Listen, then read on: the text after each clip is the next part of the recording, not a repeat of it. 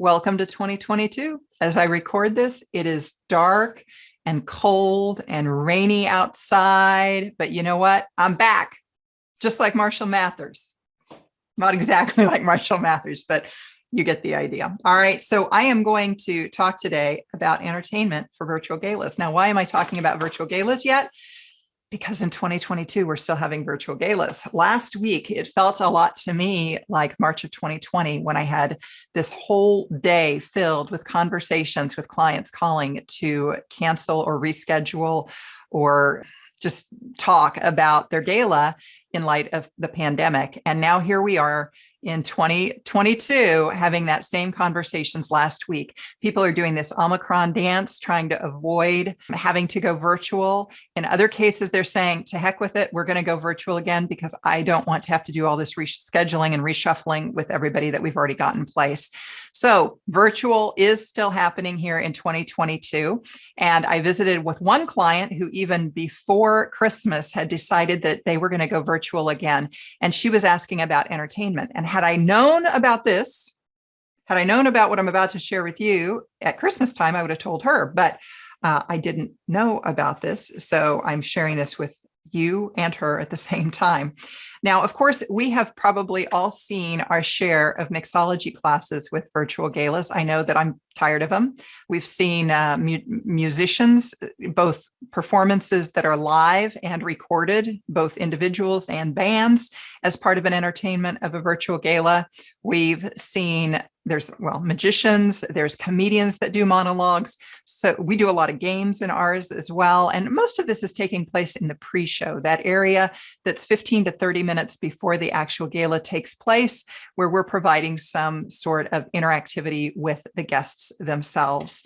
And so in this case, it is from a company called Zingermans, which I have ordered gifts from in the past. They are in Ann Arbor, Michigan. It's a suburb just north of Detroit.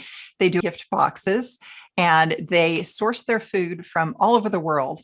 And they do an excellent job in their catalog of describing the food and why they source it from where they do. So for those of you that might have Trader Joe's in your area, it's a grocery store. Trader Joe's always advertises their flyer, and they do a pretty nice job of their flyer of describing new products that they have.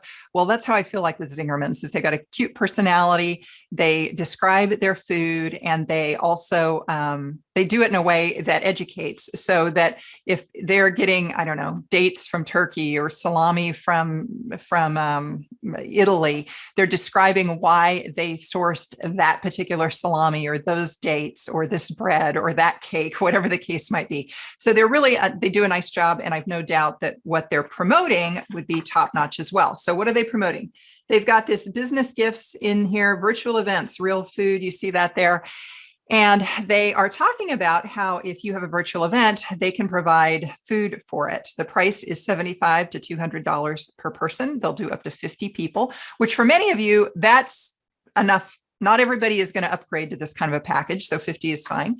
And they say that there's a $300 host fee, more on that in a second, and that they said our host and chat moderator will guide you through the virtual event where you can taste, learn about, and maybe even cook great food. You can invite us in for 5 minutes or up to 1 hour. So I would envision that this would be something that would go out to, call it your experience box, your VIP box, your wow box. Some people would upgrade for this. If you typically do $500 tickets, then you would probably be talking to Zingerman's about their $200 box.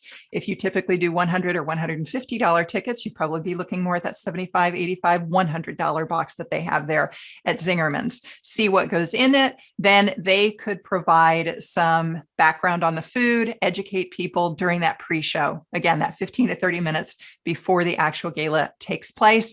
And those 50 people that upgraded, great, they're going to be able to participate in this. Other people will learn, might become clients at Zingerman's later, but they are going to not have the box in front of them per se. I like this idea in part because I know that some of you are really tired of having to source things, right? You've kind of running low on ideas. This is year 3. You're like, my gosh, what else can we do? And so in that sense, if you're willing to pay a little bit more and have the entire thing outsourced, this could be an option for you. Now, Admittedly, just 2 weeks ago, I shared a video that I had produced earlier in 2021, but I never got around to sharing it. But that was an example of a wow box or an experience box whereby the school volunteers had sourced that themselves. And it was stunning. It was packed with different goodies. And they had brought a lot of it at a grocery store. They'd sourced other things. They pulled together this beautiful bag that they delivered. And that was great. That worked, but that does take more work. The markup on that was better for them. They made more profit per bag that they sold. However, again, if you're tired, if you're short on time, if you're just looking for something to be outsourced, this might be the option for you here in 2022. Now, if you're looking for other ideas on virtual galas or events, or maybe you're looking for an auctioneer MC to host your event, be that in person or virtually, then may I encourage you to head over to my website, redappleauctions.com, and set up an appointment where we will visit about your event as well. Likewise, if you're watching this on YouTube, you can go ahead and subscribe. And I've been doing videos every 2 weeks for a few months now. As always, I'm Sherry with Red Apple Auctions. Good luck to you in your fundraising event.